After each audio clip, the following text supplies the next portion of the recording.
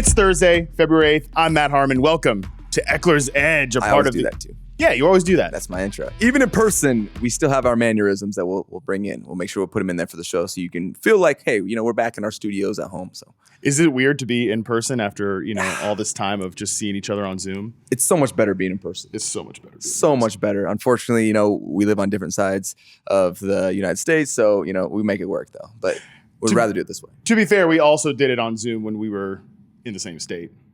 You don't have to tell them that, but I'm just saying, Yes, it's better in person. Yeah. Well, it's a hell of a day to talk ball, and joining me to do just that is Ausitn Ekeler, as he's already introduced himself. Ausitn, what's going on, buddy? Hey, we're back, man, for the final episode of this is year 3 for me, year 2 for yourself, man. And it's been a pleasure. It's been a pleasure working with this cast and everyone here, and looking forward to this final episode, wrapping it up. And I know we got some interesting stuff to get into, and some stuff I'm looking forward to, some I'm not really, but it is what it is. Hey, it is what it is. That's life, man. Well, we are actually, as you said, we are live on location at the Venetian Resort, Las Vegas. Yes. What a great place to be. You spend your off seasons here in Vegas, so this is all like right down the road, man. Easy for you. This is the backyard. We're out at some, little gathering at a restaurant. I'm like, well, I'm going to go home. Like, hey, everyone have fun, They got getting Ubers and go to the stay in the hotel, and I'm like sleeping in my bed. And so it's been a blessing. And it doesn't always work out like that, but it did this year. So it's been nice. It's been nice. I'm jealous of you. Yes. I've been in Vegas now for too many days. My contacts are all dried out walking through. Yeah. Like I got the last 2 mornings to go to the gym. There you go. There you go. I respect that. Proud, yes, be proud. Absolutely. Because not a lot of people are going to come out here and go to the gym. They'll be like, oh, I'm in Vegas. They're going to make excuses. And they ain't no damn excuses. Get in the gym out there, people. Get in the gym. You hear that, Charles McDonald? We gotta get in the gym. Anyways, walking there, just walking through cig smoke and I'm like, what a weird environment. Like I'm literally going to the gym, to the spa right now, and let's get the lungs nice and filled up with some cigarette smoke. Yeah, Vegas is a different animal. Unfortunately, that's one of the downfalls. But there's a lot of great things about Vegas. But yeah, the cigarette smoke is something you got to deal with. So, and that's when you're in the hotels, you got to deal with it nonstop. So yeah. Well, hey, it feels like it's been 20 years since we talked, man. A lot has happened. The last time we talked was like November, early December. Yeah, a long time ago. December. I had hair back when we talked last. No, you did not. I had less hair. My hairline. Maybe I did. My hairline. That mustache though has been something else since the last time I saw you. Maybe it's always been, but you had the beard. I had the beard. That's what it was. That's what it was. I've really changed and grown and evolved. I'm doing a lot of weird health stuff now. What do you mean? I'm cold plunging. You want to talk cold plunging? You're one of those type of people? I'm one of those type of people. I'm drinking salt in my water. You're a 5 a.m.er. You're getting up at 5 a.m. You're reading your book and getting in the cold plunge. I'm not reading the book. Okay. Hey, shout out if that's your lifestyle. Shout out to that. As long as it gets you going, whatever gets you going, you do that. So, hey, if it's one of those things you're just trying out, I respect it. It's a lifestyle. My wife thinks it's like a cult, actually.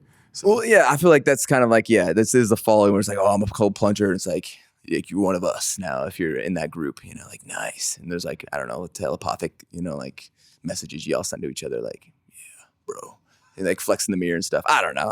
I'm rambling now. So far, you completely described every day of my life. So, yeah. So what's been going on with you, man? How many times an hour do you flex in the mirror? No. Oh, wow. What's been going on with you last few weeks? What has been going on with me? So kind of everything balls up during the season as far as off the field stuff. And then right as soon as, the season ends, it's just kind of like, blah. And so it's go see people, catch up on the business stuff, getting everything kind of set up for the off season, get back into the workout routine, getting married in a few months. So,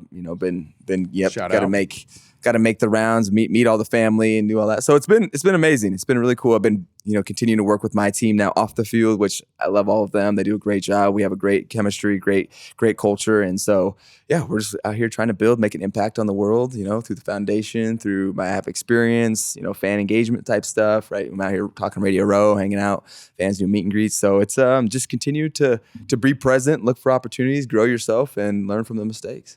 Well, it's been funny talking to all, different players this week and catching up with guys and stuff like that and saying everyone's doing that, right?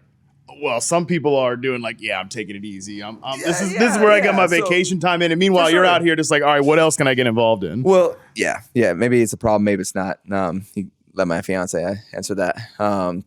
It's who I am. It's who I am. I don't know. That's just what I do. And I'm sure there's going to be a vacation. We're going to our honeymoon and all that stuff. So we'll be out there. And then where are you going? We're going to Bora Bora. Ooh. So you can find me in a little hut over the water. Yeah. I'm gonna leave you alone during that week. Yeah, thanks. Yeah, no problem. You don't want to do a show? You don't. You'd have to explain it to her. No, live stream from the honeymoon. From Bora Bora. We're back. No, definitely not. Yeah, that's where we'll do the Eyebrowgate. And speaking of which, we do have some official business to catch up. Oh yeah, on. we should probably talk about. Yeah, this is a fantasy show, right? Yeah, we should talk some fantasy football. All right, let's get into it. Let's talk about the Ekeler's Edge Invitational League. You lost in the playoffs, but more importantly, Austin, I didn't make the playoffs. My team was problematic. We don't have to revisit that. That's ancient history. Yeah. Here's the thing. I'm salty because was Josh Jacobs going to play? Was he not going to play? And it was a scenario where I didn't know, left him in, and I don't know, I was going through something, we were doing something, and I didn't have time to take him out and put in whoever else I had on the bench. I still would have lost by half a point, but still, I'm just like, come on, man, I got to be better. But it was Christmas. That's what it was. Yeah. So it's tough, but still, I got to be a better manager than that. But hey, I'm so proud of, how far I made it. And then also, Yahoo's doing a good job with the grades. It played out, I had an A-, obviously, okay, right there. USC didn't make the playoffs. Obviously. So maybe the grades maybe were right. Grades, no. I'm just saying, maybe they're onto something with those grades. Well, yeah, from now on, I just won't do any more analysis. I'll just let the grades and the AI and the just computers. Let the algorithm. Yes. Yeah. Yes. What am I even doing hosting this podcast? Like, let's just get the robot in just here. Just chat GPT it, right? That'd be something exactly like right. Actually, don't say that. If any of the bosses are listening, I might get replaced. But a few folks did make it farther than you in the playoffs. But most importantly, Chris Harris was vanquished in the postseason, pulled an 0-7 Patriots going undefeated and then losing in the championship to Nick Ercolano from BDGE Fantasy. So I shipped Nick the trophy. Nice. It's in New York with him.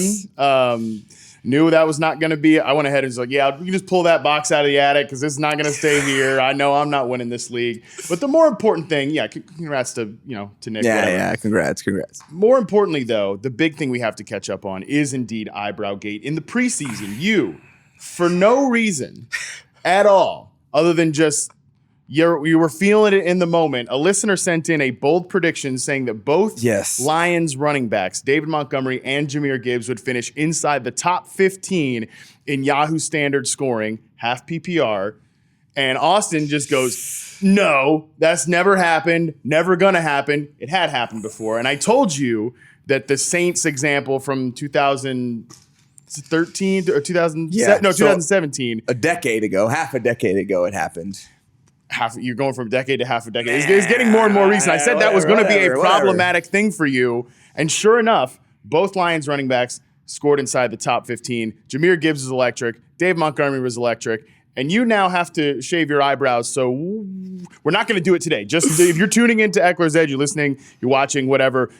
Austin has a wedding coming up, as he just said, and I am a man of fairness. I'm a good guy. Okay, so I was not going to have him, and I just got married in the last 2 years, and I could not imagine what the situation would have been if I showed up with no eyebrows. So I'm not going to do that to him. I'm not going to do that to you. But at some point, you're going to have to do this, man. Yeah, so first, we got to give credit where credit is due. Shout out to Jahmyr Gibbs and David Montgomery. You guys did your thing, and it was awesome to watch. Love you guys for doing that represent for the running backs and for yourself. So shout out to them, absolutely, and just the rest of the organization, because it takes a village to be able to put that type of production on the field, especially in the run game. But yeah, it was something that I thought was extremely bold. You have a first-round rookie, but rookies, you never know how, quick they're going to be able to come on and make an impact into the scene. Dave Montgomery, who was doing his thing, so Dave is going to be, leading the horse. And then all of a sudden, they start just both popping off, and it lasted the entire season. And the bold prediction was pretty accurate.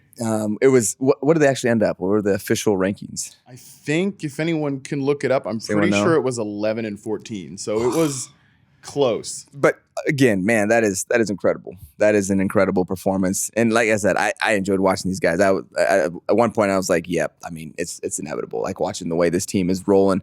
So happy for both those guys. Like I said, just even being for the running backs and what I've been an advocate for, of just getting us an opportunity to show that, we still make a huge impact on a team. Those guys crushed it. definitely did that. Two guys that were. Gibbs was 11 and Montgomery was 14. That's what I said. Look at Okay, that. there you go. You guy knows the stuff. ChatGPT right here. Look at that. Yeah, we don't need no robots. I got this thing down. ChatGPT.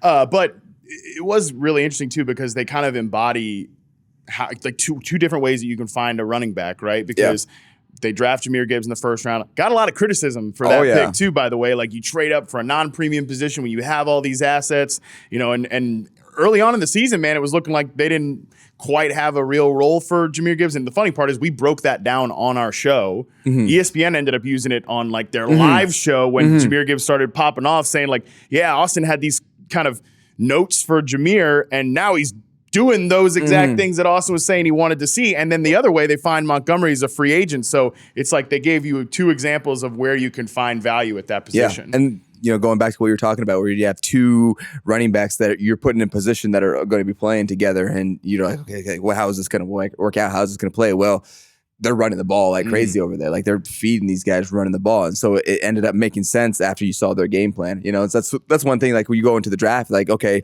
why did they make that? Well, it's like, oh, maybe there's some behind the scenes that you don't necessarily see. You didn't know that they're going to be running the ball 30, 40 times a game like they were doing. And man, they were dynamic. But just watching, Gibbs come on as the season continued to progress. I mean, you can teach technique and all that stuff, but there's some things you can't teach, which is just tackle breaking, right? Being explosive, and he has all of that, So yeah, even if he is like tipping things and doing things like that, he's going to continue to get better. He's going to continue to blossom, and I cannot wait to see that. One thing that I've kind of like challenged myself on in terms of viewing a situation like that is not seeing every situation as the same, because we just inherently we know that's not true with these teams. Like every offense is not the same as every offense, right? There are different things there. And for the Lions specifically, they had built up a situation where sure, they could get replacement level production by finding some, running back off the street, or Dave Montgomery would have had a great season if they never drafted Jahmyr Gibbs, but they had a unique situation with that offensive line, with the resources they had dedicated to it. Frank Ragnow, one of the best centers in the league. Penei Sewell, I mean, ridiculous out there, like, pulling from the right side all the way on these left side runs.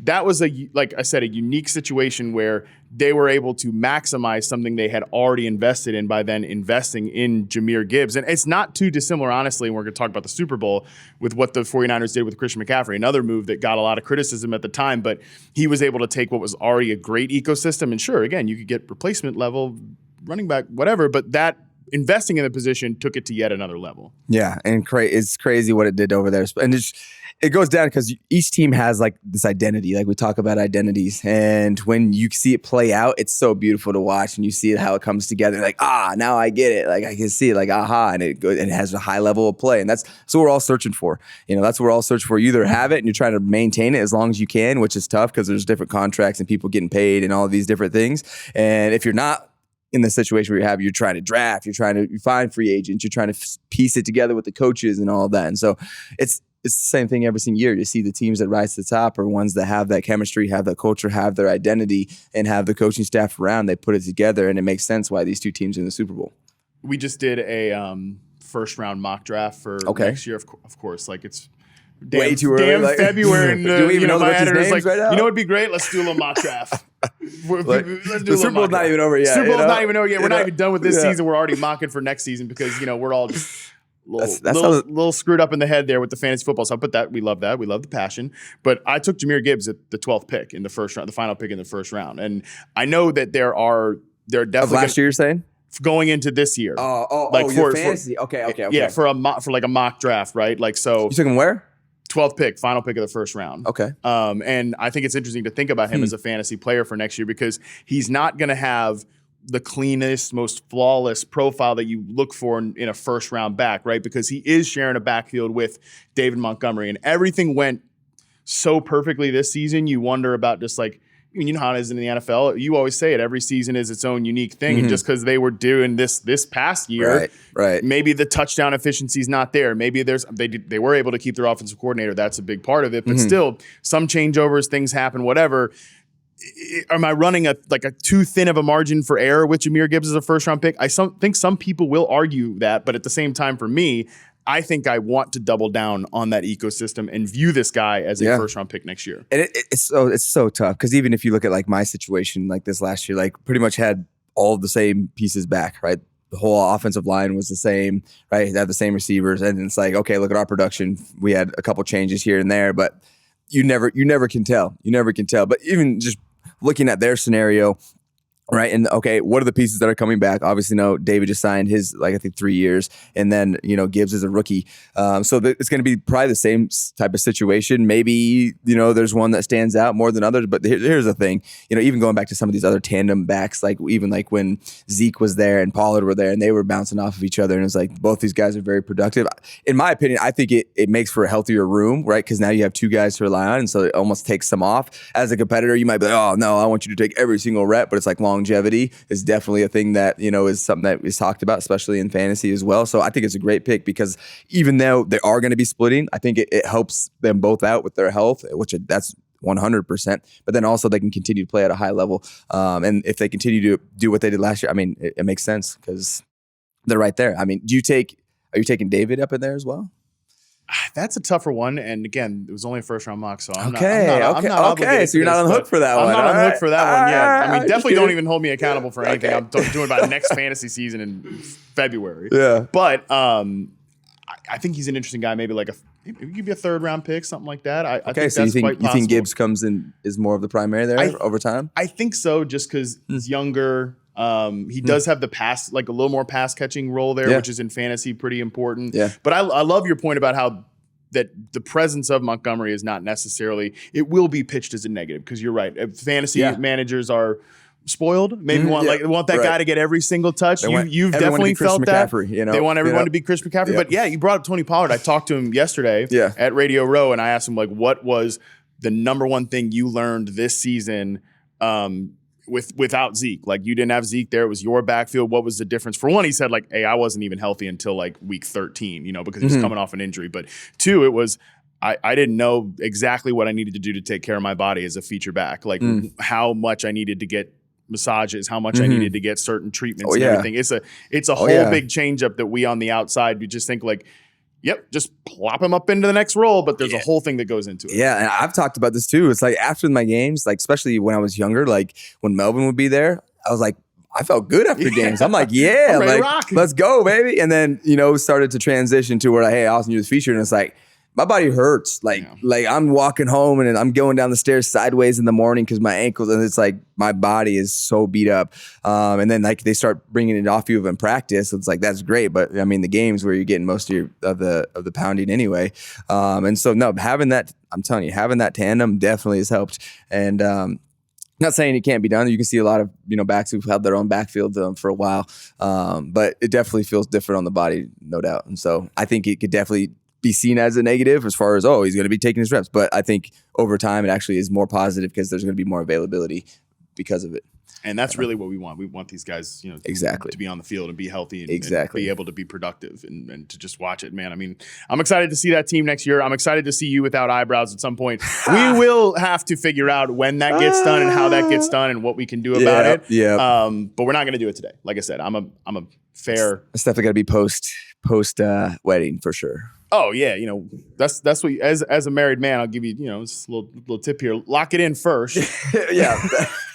and then do some weird stuff, Then become a cold plunging freak, and there you go. Okay. Hey, I gotta wake up. I gotta wake up at 6 a.m. and jump in my ice cold pool outside. Man, men are weird. Okay, let's take a quick break. When we come back, we're gonna talk about some big game that's coming up here in a couple days. There's a big game. It's a little thing. I'm not playing it, so I didn't know about it. All right, I'm just kidding. We'll be right back. All right, we're back. Of course, we're here for a reason. Super Bowl 58, Chiefs, 49ers. One team you're super familiar with, Kansas City. You see those guys all the time. Sure, you would just absolutely love Pat Mahomes, knifing you twice a year. Super great. Okay, thanks. Yeah, we don't hold back here on Ekeler's Edge, I guess. We just let it. Last pot of the season, man. Can't hold anything back now. We're gonna let it out. This is how it is. Okay, but. On a serious note, we wanted to get your perspective on both of these two running games. So I kind of want to call this segment let's give some people some notes so that they go to their Super Bowl party and become the smartest person in the room. Yeah. I mean, well, I feel like when you're at a Super Bowl party, you have all the stuff that's together and everything. Everyone's got some, maybe some beverages going. They got the food. Are they paying attention to the game or not? So I'm just saying it's probably not going to be hard to sound like the smartest one in the room. If you're listening to a fantasy podcast or even a football podcast, you already got a leg up. Oh yeah, for sure. Like, who are you trying to impress? Your friends are already probably pretty annoyed with you anyways, because you're gonna be the guy like, yeah, you could have that third beer, but like, let me tell you about zone runs versus man runs. They're probably already sick of you anyways, but we're gonna make them even more sick of you here. Yeah, exactly. And so, like, when we're talking about San Fran, if we just want to get into the running game, something that I'm really like just looking forward to watching is just how they attack the edge. Mm-hmm. And when I mean that, it's really like multiple ways that they do it. They got pulling guards, right? But really the tossing McCaffrey too, and just the way they're able to collapse these edges and get guys in space, right? Whether that's the receivers, whether that's O-line in space, they do a really good job getting connected, which is hard to do. You have to have athletic people and people that are willing to go out there and block, potential receivers on linebacker type bodies type of thing. And so that's something I've been really impressed by. Like when they attack the edge, I'm watching Christian run, he's 5-6 yards down the field before anyone even touches it. Yeah, and then I mean, it's just disaster from then, because good luck trying to get this guy on the ground. He's so dynamic. And so that's one thing that really impressed me about San Fran. So if you want to sound smart, be like, okay, guys, we're going to be paying attention to this outside zone game, and we're going to be paying attention to this sweep game and watching how these tackles can down block, how these receivers can crack block on these ends, and then how they can attack the edge. When it comes to the Chiefs, though, it's a little bit different. Let's stick on the 49ers for just a second, because one, I love your note about the other guys that are involved here. We obviously know about offensive line, that whole thing, and we'll get into that, but that is what stands out to me watching the 49ers, is seeing guys like, obviously George Kittle or Kyle Juszczyk be involved there.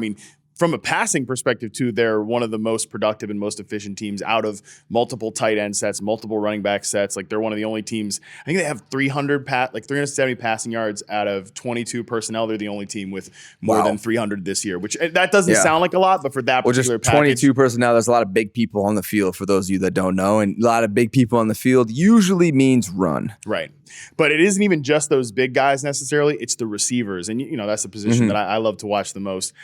And I had a conversation with Juwan Jennings at opening night. I just was like, man, talk to me about, your guys' like mindset and mentality from a blocking standpoint, because that's really, and I know this as a running back, when your receivers are able to pop you loose, that's when big plays really come in. Yeah. He went into all this detail just about how much all of those guys, obviously they study film from a coverage standpoint, but these guys are meticulous about studying incoming, like the secondary guys in terms of angles, leverage, everything. And he's like, this is something that Coach Shanahan preaches. Like, if you don't go that right angle, you take inside when you should go outside, it's a missed assignment. Oh, yeah. And it's not only a missed assignment, but it's also me as a running back getting cracked in the head. Right. That's literally how it comes down to. That's what it comes down to. And so if you're able to get bodies on these safeties, I call them the touchdown blocks. And if you can get a touch, we're spring loose. There's no one left. So all we do, O-line's getting up to the linebacker. If usually it's a safety coming down in the box, maybe rotating late and making the play. And if we can get bodies on these guys and leave us a corner one-on-one, let's go. We're going to be number one in the league. And that's what we've seen with Christian and, Brandon Ayuk will go and get in there, right? Juszczyk getting in there, obviously, and then Kittle also getting locked in on these guys. So the more you can get, the secondary blocked, right? The more you can get the receivers connected to these guys. Your run game goes from 4.5, and you're pushing 5-6 yards a carry throughout the entire season. And it changes the whole dynamic of everything. But also, you got to have the people with the right mentality to go do that, because not everyone, as far as especially receivers, are willing to go put their nose in there.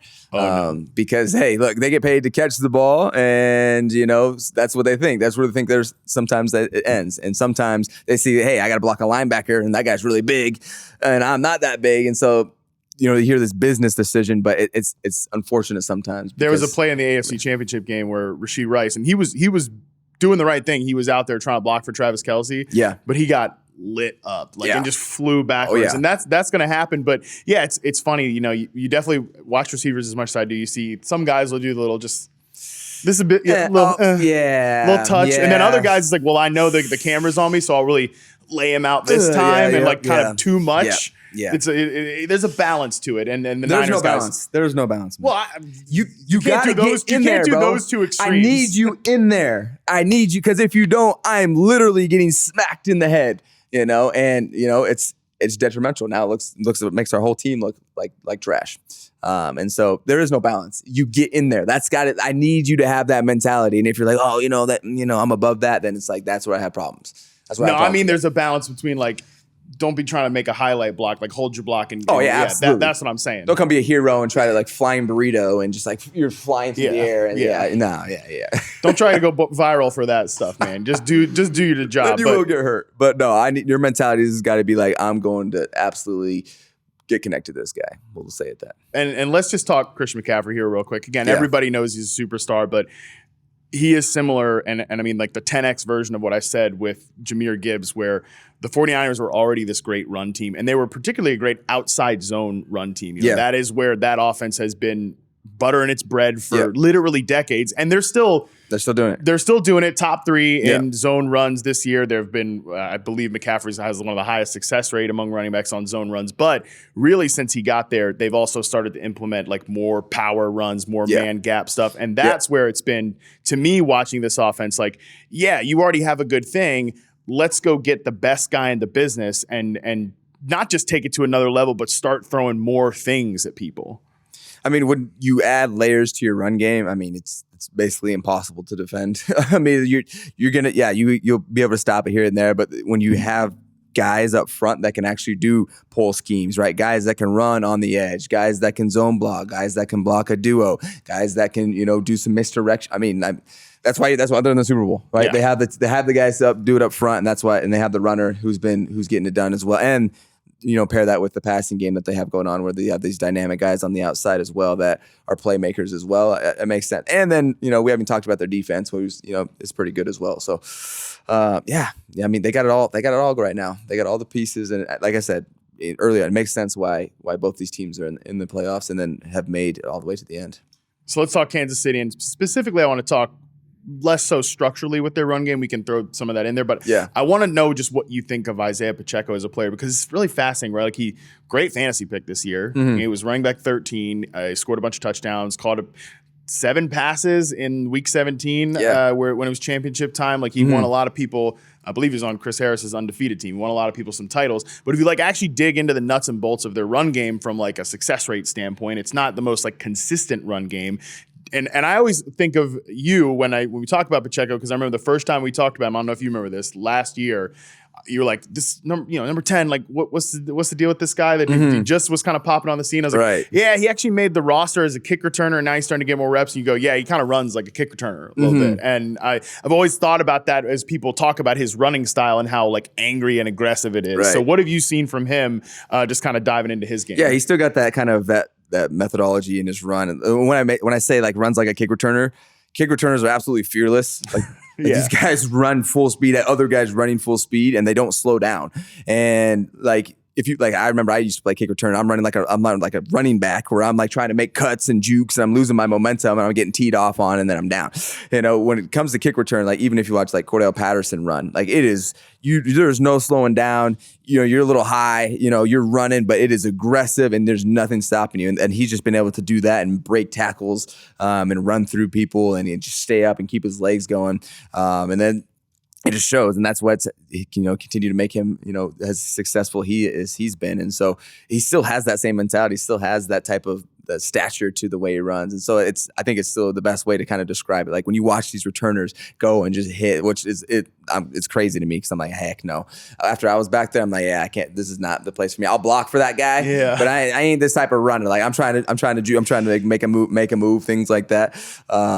But when it comes to running at full speed at people like that, I'll let the returners do that one. But yeah, I mean, that's what I think he is who he is. And that's why you see man, this guy looks like he's running angry. Well, he is. And he's breaking tackles. It's kind of like the Marshawn Lynch kind of run, where it's really kind of wide, strong. And he just always is continuing to fall forward, and always I talk about this too with Dave Montgomery, but knows how to take on him half a man, continue to make sure he breaks a lot of tackles, but continue to fall forward. That's why you've seen so much success with him. And then it's been great for KC too, because then obviously they have Mahomes, who can dish it around, but being able to put the run game to it and then marrying both those up, again, it's man. Plus their defense has been kicking ass. It makes sense why they're there as well.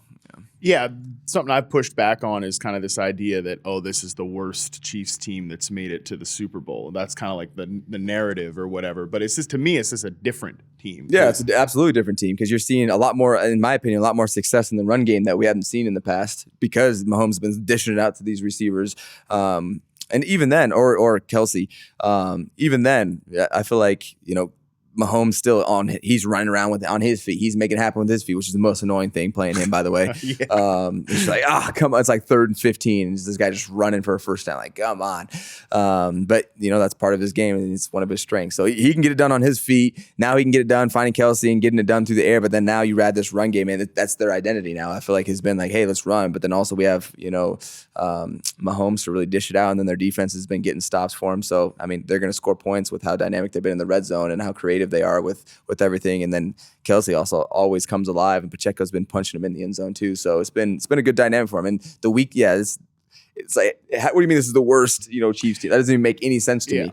Well, it's because we are obviously so focused on passing games and receivers, and the receivers have struggled this year. That was an issue, especially early in the season. Now they've kind of narrowed it down to a smaller group of guys. If you look at the guys they've thrown to in the playoffs, it's like 27 targets for Travis Kelce, 23 targets for Rashee Rice, and then the next highest guy is like 8 or something. They're not getting the ball out to these guys that were making mistakes early on in the season. Rashee Rice has been great in that role as like the crossing route receiver. He's got like legit juice as a yak player, but it's just a different type of offense that then now that they've sort of figured that out, and then they've married the run game with the pass game a little bit more, especially out of these like power formations and shoot, the way the defense is playing it does all kind of feel a little more cohesive. Yeah, and look, identities change over the years, but depending on who you have, obviously they lose Tyreek, right? And you can't really fill that spot. Like you lost one of the best receivers, if not the best in the game, or at least up there.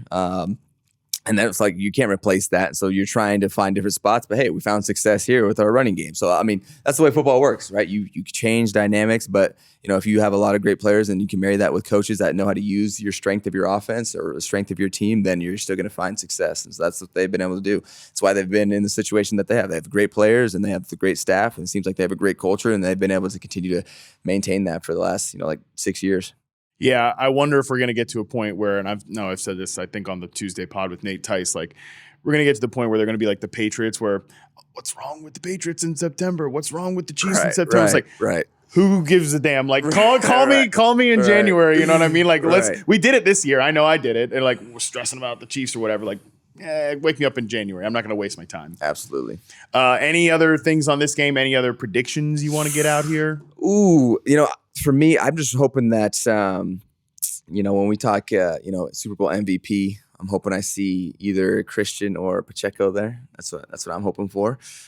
Just kind of like a big, just sign of like, yes, running backs, we still got it. And this narrative of, the running backs, they're not making as much of an impact anymore because it's a passing league and all of this stuff. So that's what I want to see. I want to see all the guys get through healthy. I want to see a good game, but I hope one of our guys is holding up that MVP trophy. I think you got a shot with McCaffrey. I picked the Niners. Apparently, Frank Schwab and I are the only two people on the Yahoo staff to pick the Niners in this game. And my MVP pick was McCaffrey. And I think like just the way that Chiefs defense can be run on. Baltimore got away from it last week, and that was an issue. But I think the way they can be run on, like I think we're going to see like 5-6 McCaffrey runs on the first drive. And if they can just get that script right from the beginning, I think they got a shot at this thing. So I think you got a shot there. So look, that's what I'm going for. And so regardless, my man McCaffrey was in, the MVP, talk. I'm just like, come on, like what are we talking about the running backs? Like it's not all running backs, but there's definitely guys that absolutely make a huge difference if they're on the team or not. So looking forward to seeing more impact from those guys. So let's talk about you. Let's talk about me. To wind down the show. Here we are. Ekeler's Edge. Let's talk about me. Yeah, your name is in the pod. There it is. No Harmon's Hedge still. We're still working on that. Harmon's We'll see. We're still working on that one. I don't know. Rainn Wilson was the one who said it, so we might owe him some money. Yeah. I don't know if we're gonna pay for that, but we'll see. Ekeler's Edge, your name's in the pod. Let's talk about you. Just again, probably heading into free agency this year. Yes. Sounds like. But before we talk about that, I do want to just any reaction to Jim Harbaugh, head coach of the Chargers, what he's gonna like fit with Justin, because I'll say this from a personality standpoint, I mean, you know Justin obviously a lot more than I do. We get to we did the pod with him last year. Yeah. And I've spent some time around Jim Harbaugh at times. I can't imagine two like different personalities. See, I've been learning because I'm not like really familiar with Jim. Like I haven't been like following Michigan like that all the time. I know he's just been really successful, and then obviously with the 49ers. So that's where I've actually been learning some of his players that used to coach at the 49ers. I was talking to him, and they were telling me just nothing but good things when it comes to culture, when it comes to the standard, all of that.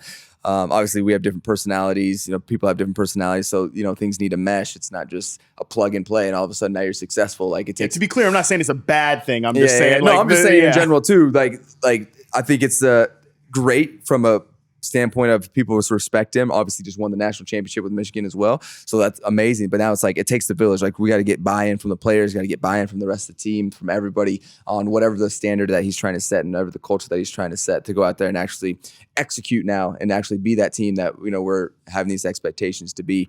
And so, regardless if I'm back there or not, super happy for them because it seems like there's a good buzz around that. I'm looking forward to watching how that plays out. They wanted to catch that big fish before they move into that El Segundo setup there. Back at my old stomping grounds, El Segundo. So I mean, it's going to be a pretty good spot there. But yeah, they wanted that big fish. Jim Harbaugh's that big fish. You go back and look at those offenses too. Obviously, a very different type of quarterback in Colin Kaepernick at the time, but even when they had Alex Smith, they actually took advantage of his legs a good bit. I wonder if we'll see more of Justin Herbert kind of taking off a little bit maybe Justin at times. Can run. He can run, yeah. Justin can absolutely run. And so, our philosophy last year was let's throw it down the field and run it downhill. And so, hey, it's like, hey, what type of team do you have? Is that going to be the same type of philosophy? Are you going to try to, morph it into something else? Like, it's going to be interesting. I'm looking forward to it. All I know is, we all know this, but Justin's a stud. He'll continue to do his thing. But it takes, like I said, it takes a village. We all got to be able to step up. Like I say, if I'm back there, I already know. We've learned from last year. I know I know the type of leader that I need to be now, which is not what I was doing last year. And so I've learned from last year too. What do you mean by that? What I mean, so like for me, like I'm a great person in the room when it's like, hey, let's bring energy, like let's get people going, like get people ready, get people excited to be there. But I think we needed more cohesiveness, and more of that off the field, that stickiness of being around each other. We need more leadership in that aspect, in my opinion, of just that culture of holding ourselves to a standard as far as how we go to meetings, how we go to practice, and things like that. I would have wanted more. I wanted more from my leadership in that aspect. And what I could have brought there. So I've learned from that, and looking forward to apply that to any team that I go and play on in the future. And I'm looking for other teammates like that are the same, that kind of have already been there or have been around that. And so I'm continuing to learn as an individual and as a person. But that's one thing that I've learned from last year that I'm trying to apply this next. Ever evolving. Always. So yeah, I'm not going to do the typical questions because this is not that type of show of like, what you got? What do you want to talk about? Where do you see yourself playing next year? I think it's yeah, absolutely. So even just getting into it, let's just have a conversation. Like for me, it's an open book really. I haven't closed anyone off. There's obviously things that I'm looking at that I can't negotiate on. Like I definitely want a fair market price, whatever that terms to be, and that's going to be determined. That's TBD, depending on what the appetite for Ausitn on your team is. Are you in a need of a running back? Is it going to be a tandem? Are you want me to be your main guy? Are you actually in a place where, hey, you like throwing the ball to your running backs, or we run 30 times a game? Like all of these different fits are going to have to play in a part of, hey, where am I going? What's the conversation? So that opens up here like in a month. And so that's kind of where I'm at right now. And it's like, what's the appetite for someone like myself? Because there's other people on the market too. So yes, so we'll see kind of how the running back market plays out. But here's the thing: I'm keeping an open mind going into it, looking just to make the most impact as I can as a leader, and then obviously making plays on the field. And this is a new situation for you too, because you've only ever played for one team. You've never actually hit the open market. So correct. Do you have a good idea of like what to expect if and when? Yeah, I mean, just eyes wide open. No idea what to expect. Yeah. Zero idea, and I kind of like it that way because I also have my expectations kind of wide open to expect everything from maybe worst case scenario to best case scenario, and so we'll see how it plays out. Because here's the thing: I've had enough. I think of a reputation that I've built for myself over the past years. It sucks, obviously, going into a down year right before free agency. There's just a down year for our entire club, unfortunately. So, but the thing is, still motivated, still ready to go and make plays, still ready to make an impact on a team. And it's nothing I haven't been through before. I've been through ups, been through downs. That's how I'm even here. Used to be number 3 running down on kickoff, and so for now, for where I'm at and from where I was, I'm so proud of myself and the journey that I continue to build on. And I know that there's some more to go, and where it is though, I don't know.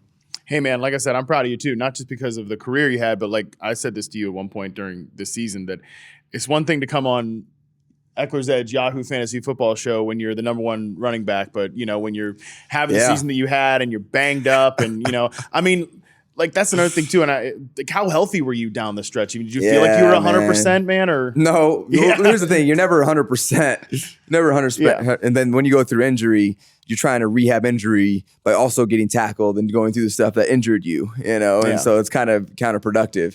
But it's the nature of football. I've been playing football 20 years, man. It's worth repeating because this is something that I talk about on the show all the time, not just with you, but with other guys too. Like had this conversation with Steph Diggs today. People were like, what's the reason for this statistical drop off? It's like, well, maybe he's going through something that you don't know about, right? And even though, Austin is back out there in that O or Q or whatever, the red letter next to his name on the fantasy app is not there anymore. That doesn't mean that like things aren't going on. Right. And I mean, there's countless examples of that, but I think the one that really stands out and that's really relevant now is like, look at Raheem, like what he did this year. Yeah. This man's been battling injury his entire career and now finally puts a healthy season together. And now look at him. He's one of the top backs in the league, scoring touchdowns and making plays for the Dolphins. And that he's 31.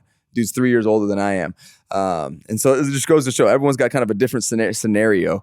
And then it's like, if you deal with injury, guess what? It's going to put a damper on your, even look at Christian. Yeah. Look at Christian.